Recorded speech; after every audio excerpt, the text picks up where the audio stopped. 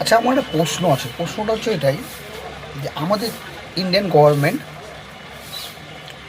কাগজের টাকার বদলে, চিন্তা করবেন, কাগজের টাকার বদলে প্লাস্টিকের টাকা নতুন বের করবে। ঠিক আছে, ভালো কথা, খুব সুন্দর।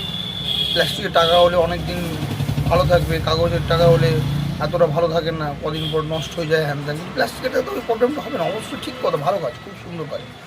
কিন্তু একবারও ভেবে দেখেছেন সাধারণ যারা গরিব মানুষ, যারা দিন খেটে খায়, তাদের কতটা প্রবলেম হবে?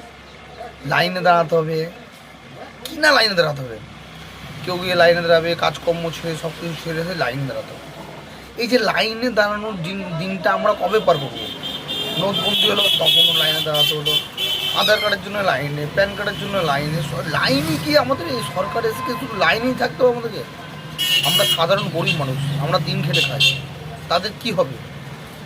অবশ্যই আপনি ভালো করছেন, মানছি ভালো করছেন, তার জন্য আপনাকে অনেকে বলবে যে ভালো করতে গেলে, ভালো পেতে গেলে ভাই একটু তো কষ্ট করতে হবে। অবশ্যই মানছি আমি, ভালো করতে গেলে, ভালো খেতে গেলে বা ভালো চলতে গেলে, ইন্ডিয়ার ভালো ভাবতে গেলে একটু কষ্ট করতে হবে। কিন্তু একবারও কি তোমরা ভেবে দেখেছো যে এই যে ভালো করার পিছনে কত গরিব মানুষ সুসাইড করছে, কত গরিব মানুষ মরে যাচ্ছে? একবারও কি ভেবে দেখেছো? ভেবে দেখো একবার।